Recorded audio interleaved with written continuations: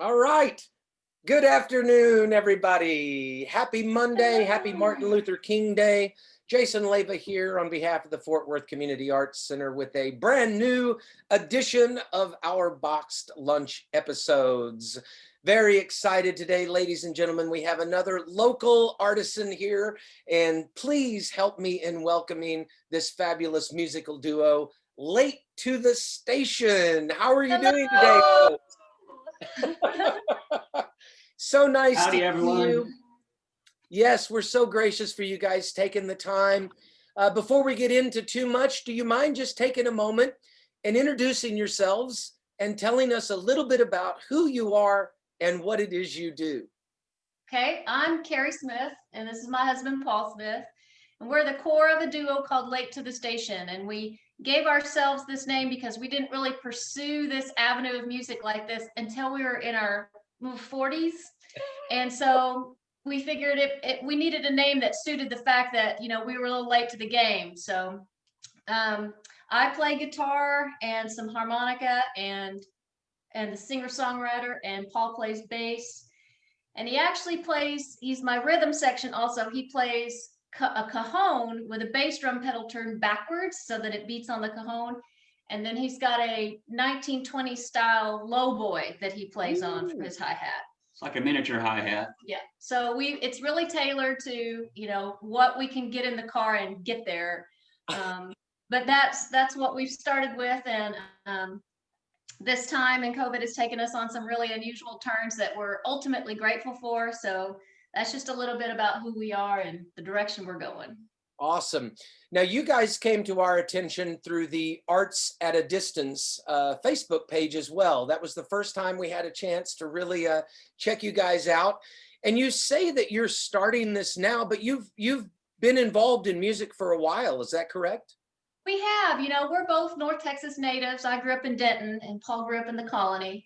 And we went through the public schooling system for music there and ended up with a great base.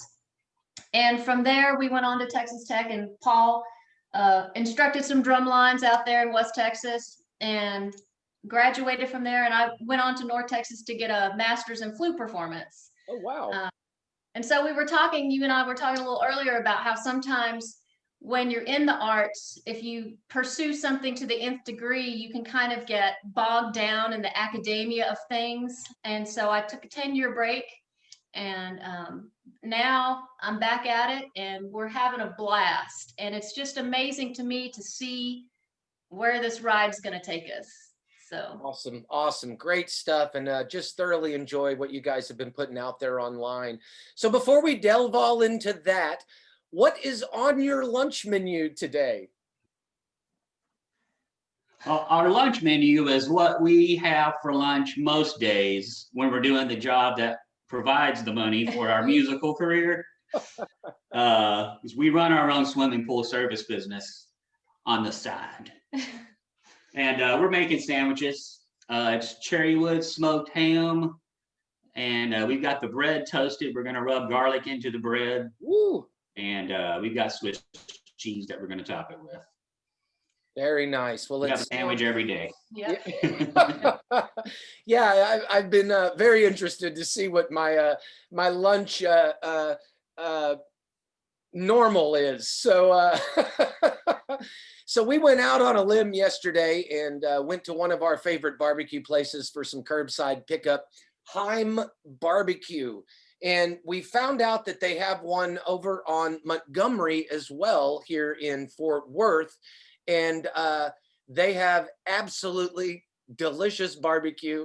So I am warming over some pork ribs and some Green Hatch chili mac and cheese, yes, and some twice baked potato salad for them.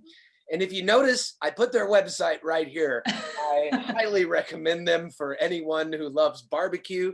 They have some fantastic burnt ends, I believe that's called, and they are literally melt in your mouth good.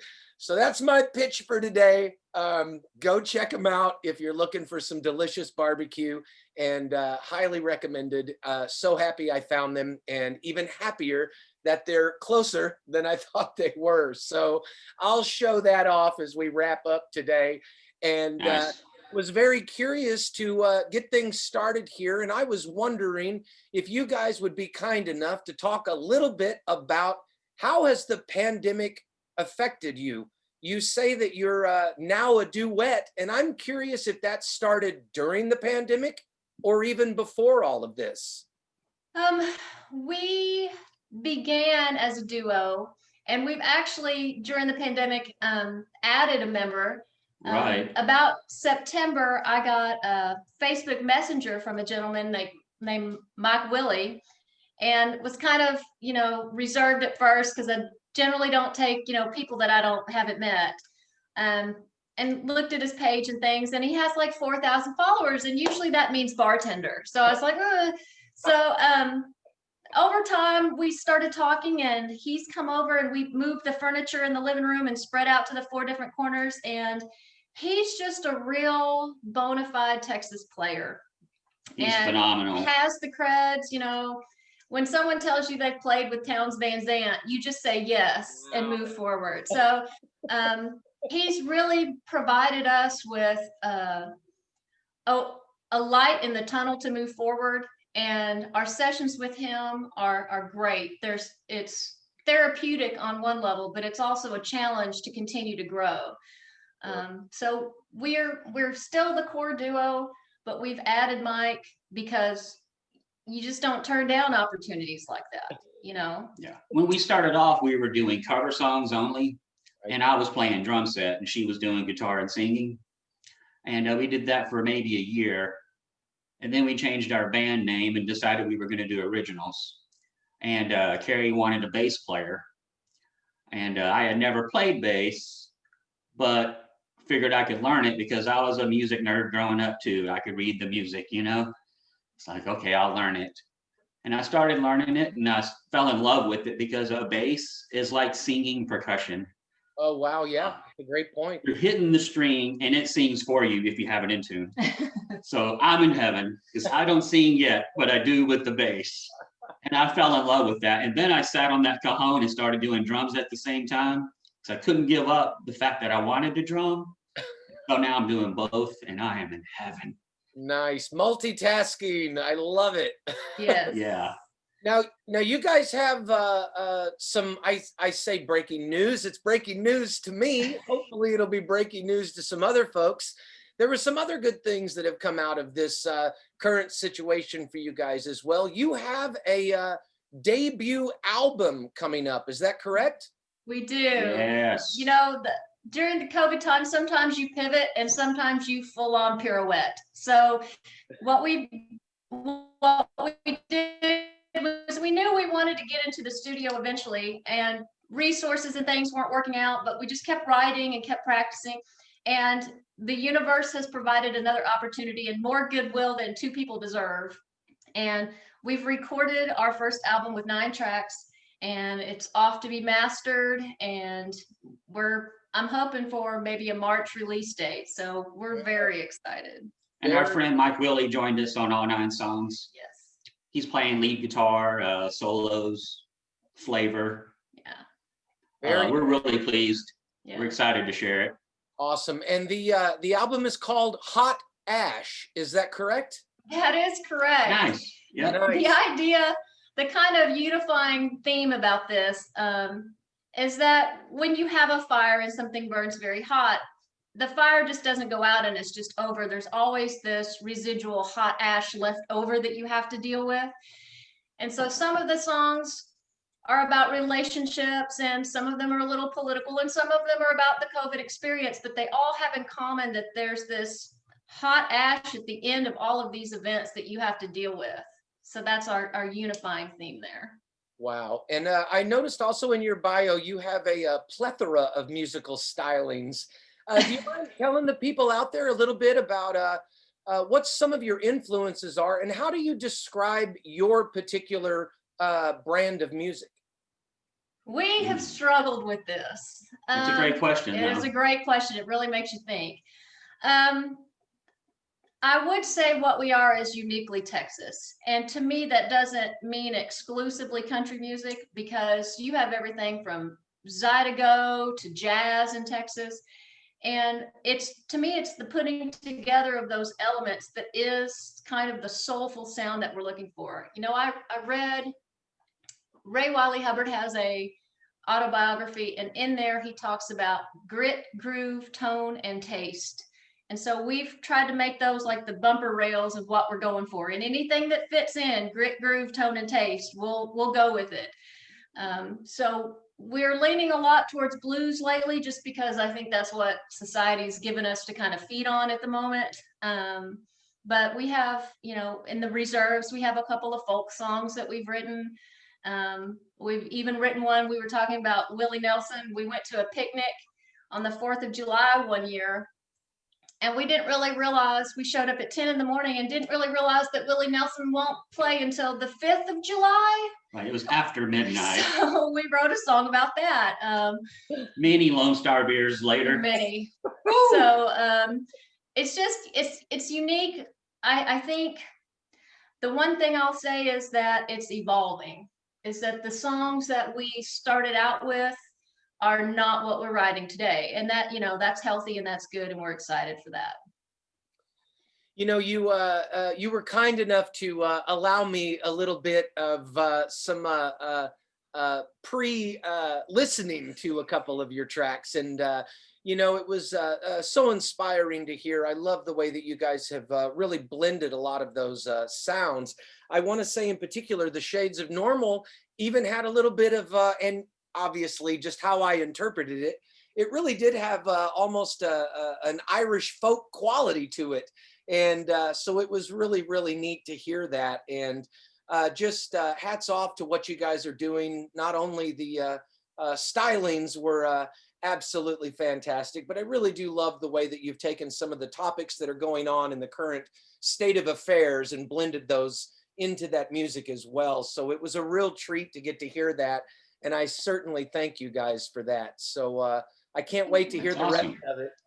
So what is Yeah, the 9 songs, they're all different styles. right? And I found an order the other day for the 9 songs, and they really make each song like better than they were individually. I think it's going to be a play straight through 9 tunes, and you're like, that's it. Nice. So where's the next one? Yeah, you know, it's been a while since artists approached records as records. It usually seems as though they're always looking for a single or a hit, Yes. and then the rest seems to be fill. I miss the days of concept albums and starting on the first track and ending it on the last. And so I look forward to checking that out, and glad it has a whole quality to it rather than a bunch of pieces and parts. So what inspired that? Where did that kind of mentality come from, rather than just saying, well, here's 9 good songs and we'll make an album out of it? Did you guys think about that? Were you trying to convey a message, if you will? I think it was a conscious choice. I think, you know, we had about 17 originals in reserve. And so we looked at what we had. And I did want it to be a cohesive unit, precisely for the reason you're talking about. It feels like some of the, at least lately for me, some of the albums that I've purchased, you know, you get to a stale part or a flat part in the album. And I wanted it to be something that spoke specifically to this time. Now, it's not all sad COVID songs. I mean, there's some other things obviously going on in the world right now, but I wanted it to feel like when you listen to it, you remembered this time, and maybe you remembered it as a time that something in you changed internally. I know for us, we've had some change internally. Pretty big. From having this time to really kind of reflect of, okay, life is finite, and what are we going to do with the rest of our time here? So Yeah, wow, that kind of segues into my next question here. What have you learned about yourself and or music in general during this trying time? I'll go first. I definitely have learned that I'm not as much of an introvert as I was telling people. I've had enough of being alone in the home. I need people. I need hugs. I need environments. I need environmental energy. I need all of that messy, juicy stuff that happens when you get together with other creatives. I need all that. But I think for me, the biggest thing that I've learned is when you can't be the voice in your head that you need to be, reach out and find something that is that voice for you. And for me, I've been reading a ton. Our North Texas Libraries Consortium has an app called Libby that you can download for free and read things from our libraries with just your library card and not have to go to the library. And I've read things that have helped me challenge assertions that I thought were true about what success is and how success works, about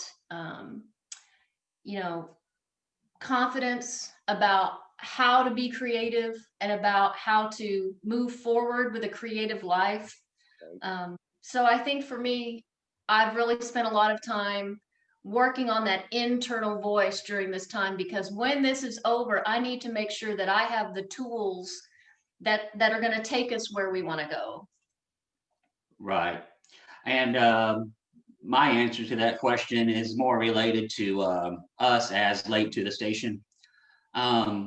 When we had to shut down in March, leading up to that, January, February, and through mid-March, we were hitting open mics like crazy, sometimes 2 in the night, maybe attending another, but performing at a couple in the same evening. And we have quite a bit of gear that we bring, even though it's just 2 of us. That's a lot of stuff to bring and set up to play 3 songs and leave. But we were doing it.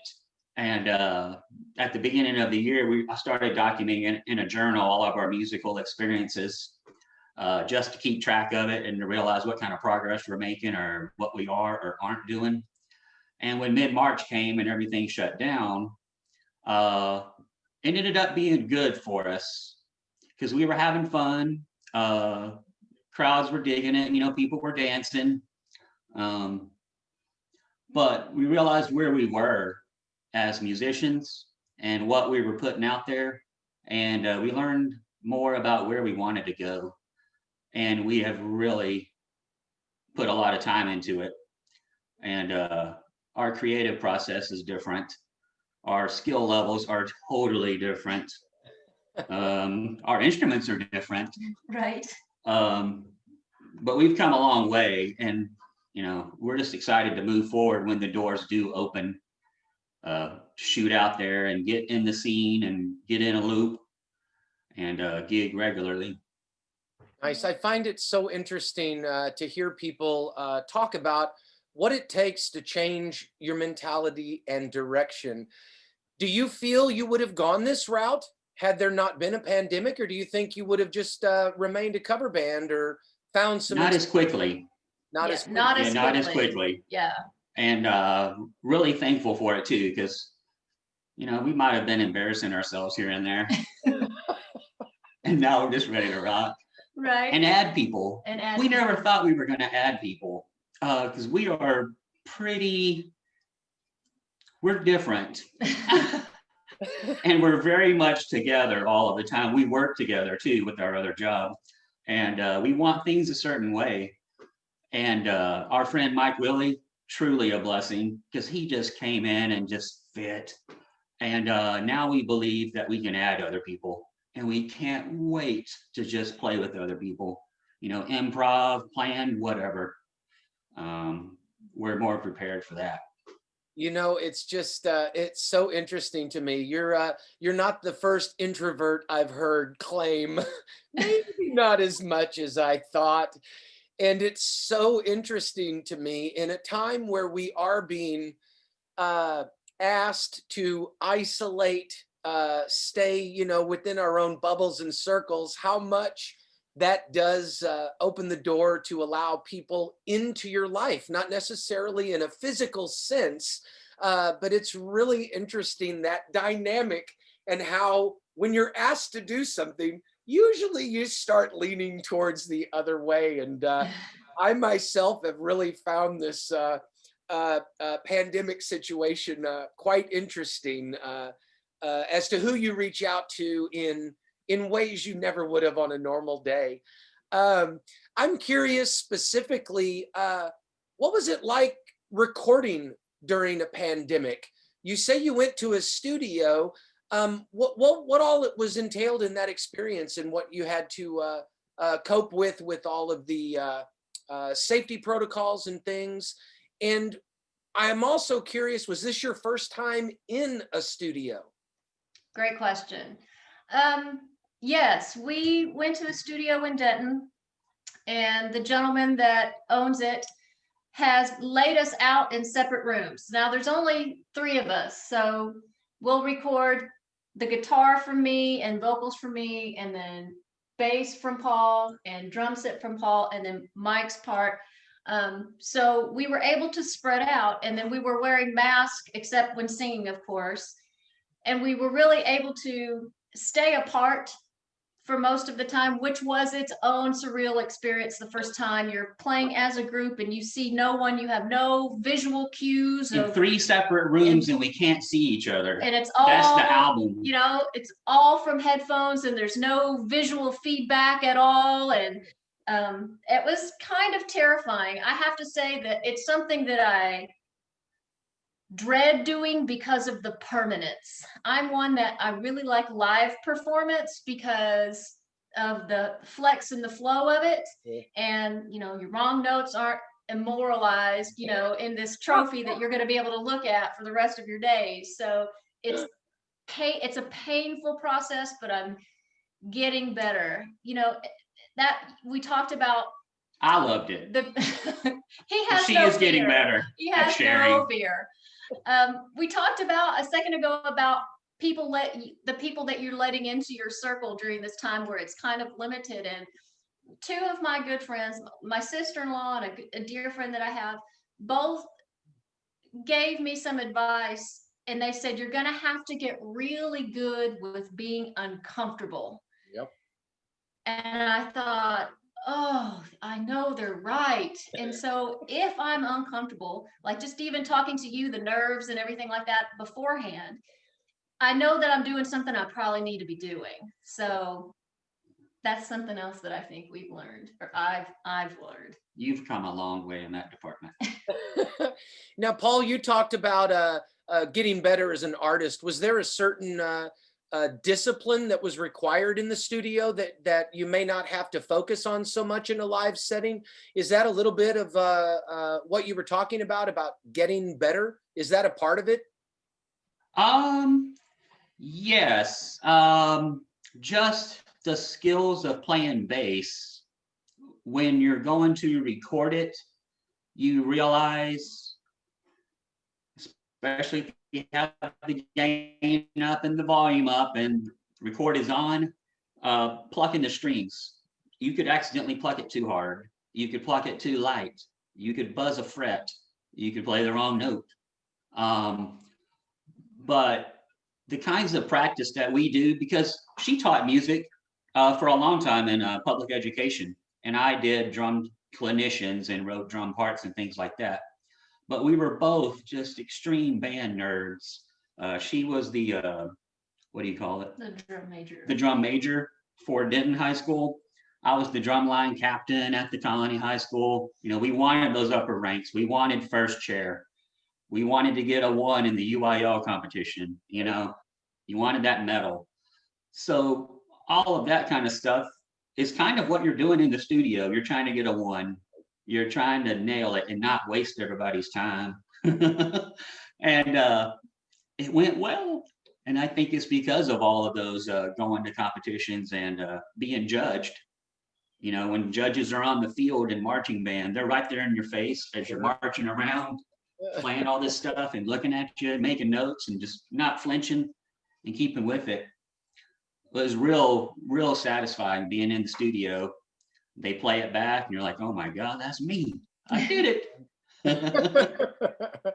So, you know, I'm also curious, why was it important for you to record now? in this situation? Here you've just come out with all these great original songs. There's been so many twists and turns so quickly, it sounds like, for you as a band, as musicians. Why did you feel that needed to happen now? I think because we saw it as an opportunity. We saw this pause in live performing as a window, and when the universe knocks, open the door. So we walked through because we knew that once things opened back up, we needed to move forward with the live performances. We need to reach out to people and make those connections to get and play for an audience so that we can get that kind of feedback so that we can still improve again. I think what we did was we're constantly on that, perform and evaluate loop. And I think what this did was it really forced us to be our own judge, as you were saying, of what we would tolerate as far as our own musical shortcomings. And I think it pushed us to try to get the best possible representation of where we are now. My tendency probably would have been to wait until it's perfect to record, but I've had a lot of encouragement of people to say, no, get it down now, because things are going to change and you're going to wish you had documented where you were at that time. Yeah, we have a room in our house and we have microphones and a somewhat professional recording setup.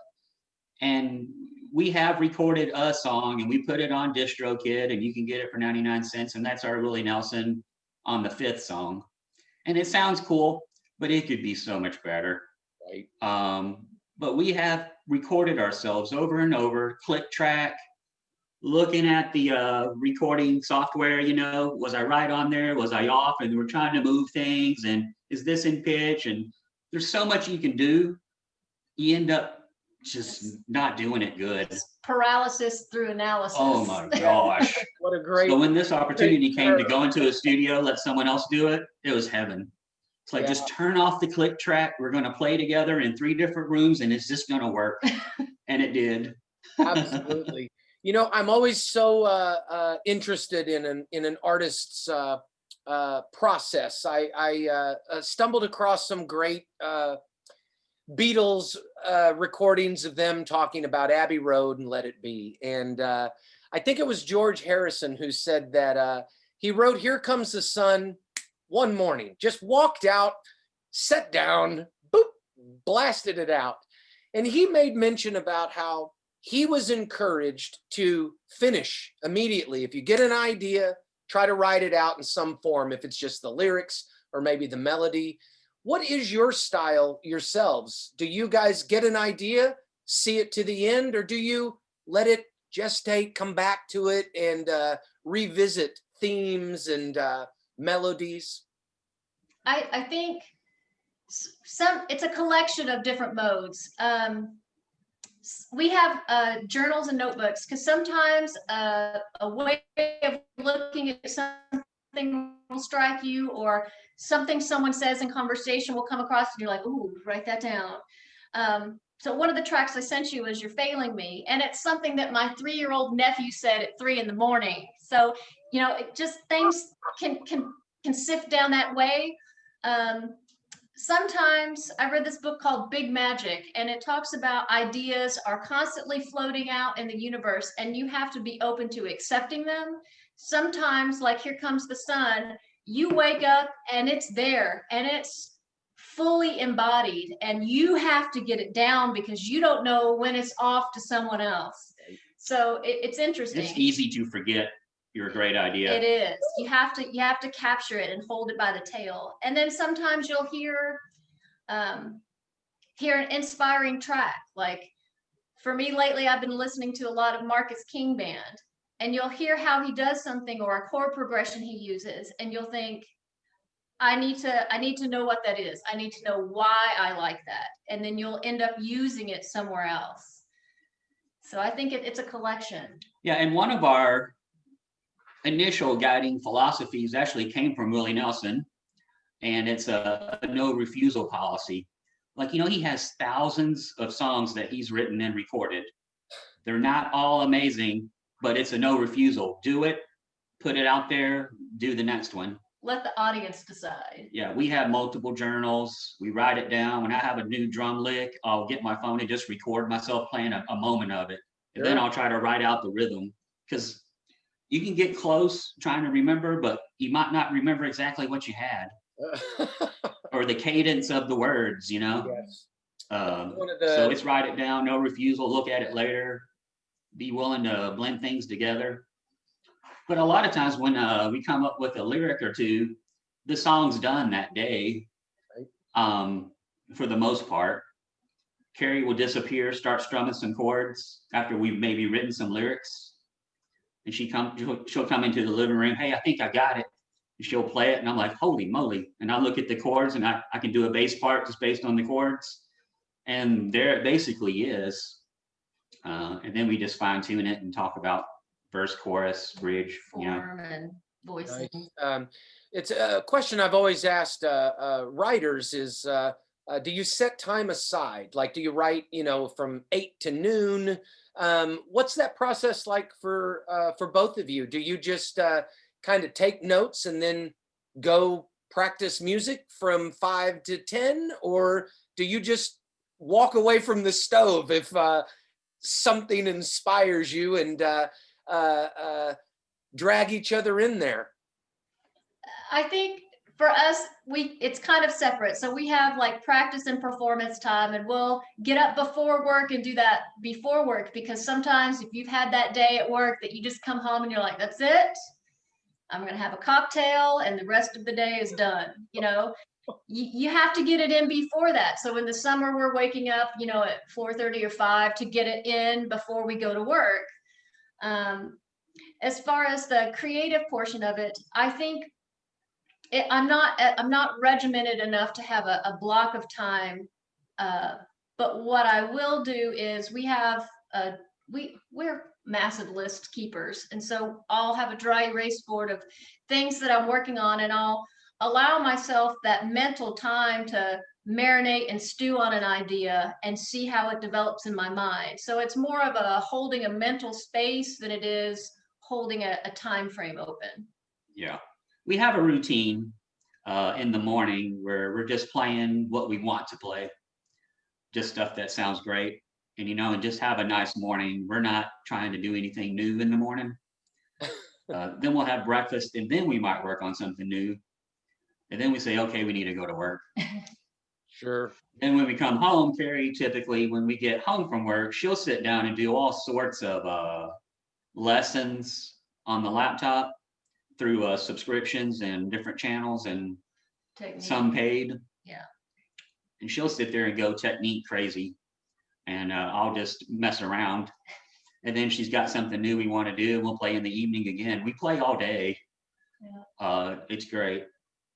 But otherwise, it's just keeping a checklist, multiple checklists all over the place, so that when you're bored, you can look at that list and go, I could be working on that, or I could work on this. And they're all different, totally different. Jazz sets, Irish tunes, our next album. Right. There's always something we could be doing.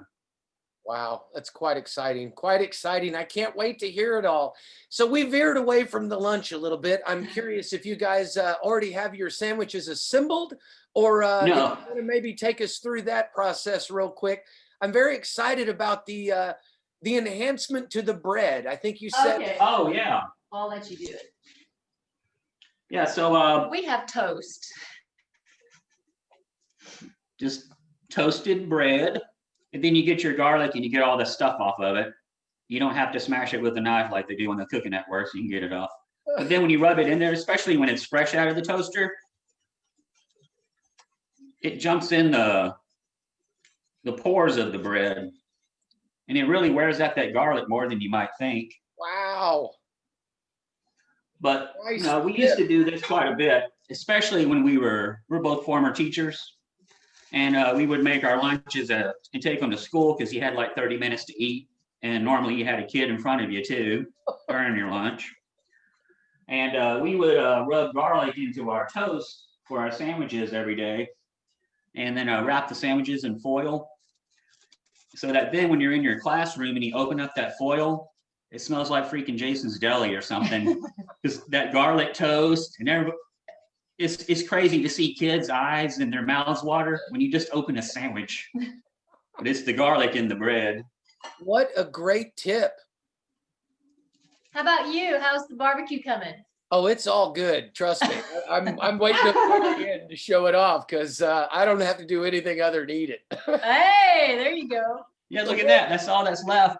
Wow. Yep. That is crazy. I never knew that. That's a wonderful tip. I might try that with some garlic bread myself. So I usually rely on the powder or the salt, which I can't imagine is either good or healthy for anyone. So It tastes like a sandwich in West Texas, like in Lubbock or something. Dry. What's this grit? So I am totally stealing that little feature and gonna try that sooner rather than later. So Cari, while he's wrapping up that sandwich, will you talk to me a little bit about how you see the arts adapting now that we're all starting to kind of come out of our houses and homes and finding ways to integrate ourselves back into the society? Where do you see the arts going moving forward?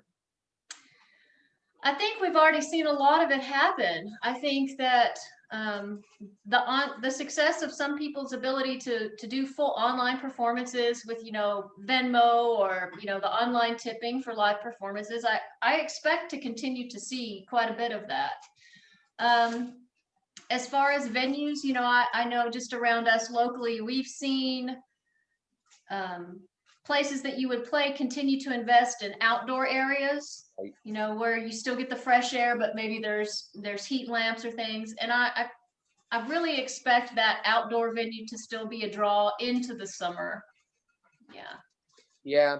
And in We regards, hope that venues and everyone in our country and the world, we hope that everyone is taking notes on this pandemic, because the chances of this being the last one in our lifetime, I don't know. We're so globally interconnected. We need to be prepared. Yeah, when the next one comes, to maintain success. Right. Yeah, not to bring the party down, but they're starting to use words like endemic now and shying away from that pandemic tag that's been following us for a month. I'm kind of curious myself as to is there a timeline where it becomes one or the other? And certainly curious to see how all that plays out. I think that's a great point. As artists, what community resources are you seeing or using yourselves, or what resources do you suggest for other artists and arts leaders in the community? I think for us, one of the biggest resources has been the things that have been accessible without extra cost or fee or travel. So like we pay for the PBS passport so that we can watch, Antiques Roadshow and Austin City Limits and things like that. And that's $5 a month, right? That is the best deal. And we have library cards so that we access the library. But I think also in our community is that you have to really pay attention to how intertwined people are. So for example, our financial situation has not been as heavily impacted as someone who completely relies on the arts for their income. So when it came time for things like Christmas gifts, we were actively seeking out artisans in our local community that we could, pay and do a porch pickup for the Christmas gift. Yep. And I continue to do that on a local level. And as far as we bought as many albums as we could from local artists that we know and enjoy. Mm-hmm. Bought it right from them directly. And we gave quite a bit to the Tarrant County Food Bank. Nice. And people still should. Yes. I know that not too long ago, they got a really big donation, so that took some pressure off of what I felt like I needed to do. But month after month, we were giving to them because you would see the lines. Right. And we have some friends that did volunteer work in there. I was close to being one of the people that puts the food in the vehicle as they pull up, but turns out they didn't really need me, which was fine. Me wearing a mask, touching stuff, meeting people. I didn't really want to do much of that anyway. But here's my money. Really? Yes, I know. But that felt great. And, We gave to the ACLU and just all kinds of things during this pandemic. We were throwing money at it if we could. That was one of the, what we felt like was one of the safest ways that we could contribute, you know. Yeah, well, hats off to you for doing all of those things and even just having it in your mind. And I think, you know, that there's a lot to be said for people who create action with their emphasis. A lot of voices out there these days saying a lot of things. And if we could have as many people active and creating action as are suggesting things for all of us to do, then I think we might be pretty well off. So hopefully some more people will continue to maybe lay down the megaphones and actually start getting their hands involved as well, because I certainly think that's what it's going to take to bring us all together. And am quite excited to see what this new future brings to us. And hopefully we'll all be able to band together and see if we can't move some mountains, because that is still what's in front of us. Agreed. Agreed. So here is probably the most important question I'm going to ask you today. When does that new album drop? You said around March, I think. We're hoping, yes, we're hoping for March. And keep up with Late at the Station and all the things you guys have going on. Great. Probably our Facebook page would be the easiest way. We also have just a regular web page at www.latetothestationmusic.com. And we'll be pushing things, notifications, and how to get the album. And we have a little business card. Yay! all the elements, right? All the things you have to do. So yeah, probably Facebook, since everyone here is evidently on Facebook Live, at least to start. And we'll be sending information through that. We do have some of our things on YouTube, but we really only put some of our songs on YouTube to pitch to places to play, because not everyone has a Facebook account to listen. So we'll email them with a YouTube link. Sounds like a great little appetizer. So we'll try to get that down in the comments as well, and share that with folks, and lead them to some great music. Seriously, you guys are doing fantastic work, and I encourage you to keep it up and get it out there. Can't wait to check it out myself. So I look forward to some spring music. Any other words of wisdom for everybody out there before we wrap things up? No, just stay calm and keep on. Great advice. All right, let's head to the presentation. Let me see that sandwich. Sandwich. Very nice. All right. Since you're the master percussionist, can I get a little drum roll for mine? Oh, look at that plate. Green Hatch chili mac and cheese, twice baked, potato salad, and of course, those fabulous and delicious pork ribs right there. You win. I don't think there's anything left to say.